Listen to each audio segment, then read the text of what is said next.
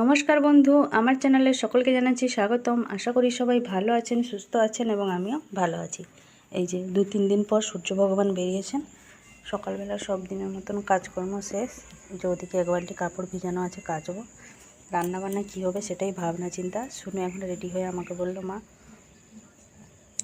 আমাকে কিছু খেতে দাও। ওই জন্য ভাবছি ওকে একটুখানি কমপ্লেন গুলিয়ে দিই। যে সকালবেলা ভগবানের তো সেবা দেওয়া হয়ে গেছে। এই যে ঠাকুর বাসনগুলো সব এক জায়গায় জড়ো করে রেখেছি, আজকেই সব মেজে দেবো। যেহেতু শুনুর এখন পরীক্ষা চলছে, তো দিনের বেলা তো বেলা দিকে তো টাইম পাবো না, সেই জন্য ভাবছি আজ এখনই মাজামুজি করে সব রেখে দেবো। ঠাকুর বাসনগুলো মাজামুজি করে রেখে তারপরে আমি কাপড়টা কাচবো। আগে কাপড় কাচবো না, আগে ঠাকুর বাসনগুলো মাজবো। তার আগে আমি শুনুর জন্য আগে টিফিনটা রেডি করে দিই, ভাতটা ওদিকে বসিয়ে দিই। তারপরে শুনে এখন এই যে মজা করছে ওখানে ঘরের ভিতরে বসে বসে। ব্রাশটা হয়ে গেছে, তার মজা করছে। যাবো আমি এখন রান্নাঘরে। বসিয়ে দিয়েছি ভাত, এদিকে একটুখানি গরম উষুম জল করে শুনুর জন্য দিয়ে দিয়েছি কমপ্লেন। তার সাথে প্লেটের মধ্যে দিয়ে দেবো হরলিক্স বিস্কুট।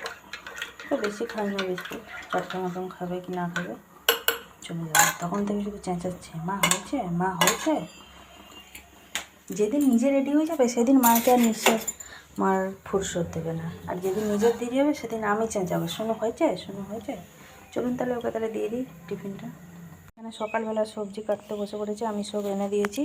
এটা একটা সেই আমাদের ওই যে বলে না সন্তুলা হবে, মানে যে শুকনো শুকনো একদম ভাজা ভাজা মতন, নয় চচ্চড়ি নয় ভাজা, ওই টাইপেরই হবে। আদা থেতলানো, রসুন থেতলানো, পেঁয়াজ, কাঁচা লঙ্কা এগুলো সব থেতো করে তারপরে দেওয়া হবে তরকারিতে। খুব সুন্দর লাগে তরকারিটা। আর হবে ডাল। আর এদিকে এই যে মা আমাদের গাছ থেকে পুঁই শাক তুলে নিয়ে এসছে, তাকে আলু দিয়ে চচ্চড়ি করব। শুনু চলে গেছে পড়তে।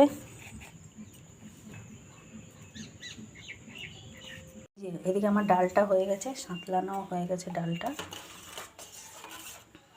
আর এদিকে এই যে মা সবজিগুলো সব কেটে দিয়েছি, আমি সব ধুয়ে নিয়ে চলে এসেছি রান্না করে। রান্নাটা বসিয়ে দেবো। তেলটা দিয়ে দিয়েছি, গরম হয়ে গেছে। প্রথমে একটুখানি তেল লঙ্কা করব।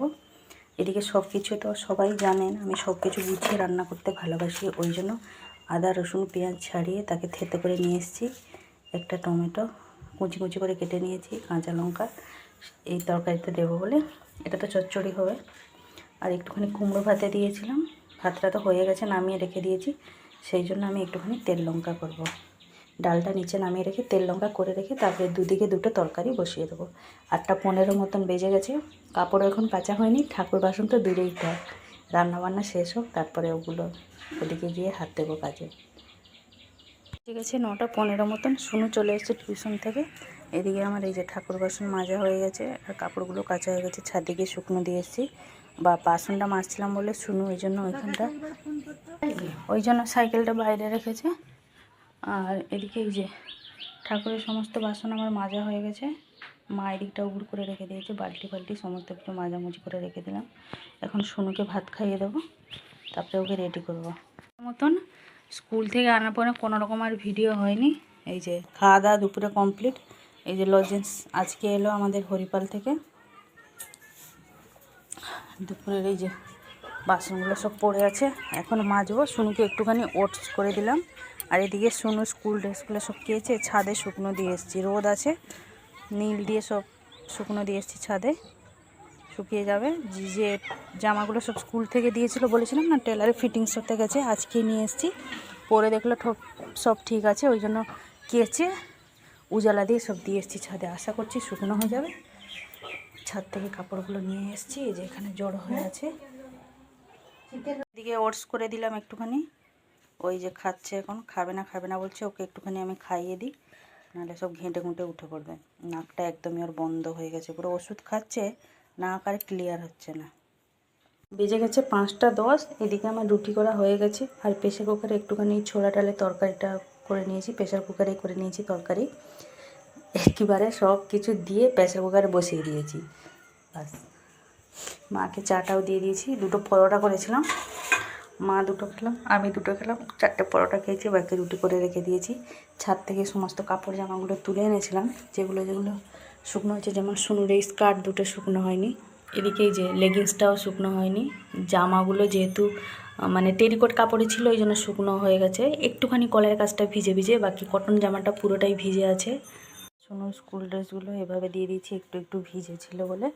আর এদিকে যে কাটনটাও দেওয়া আছে, এদিকে তার সেই যে ব্লু কালার ফ্রক মতন দিয়েছিল। ভাবছি এগুলো সন্ধেবেলা তো তেমন খুব একটা কাজ থাকে না, ওই জন্য ভাবছি আয়রনটা করে নিলে ভালো হতো।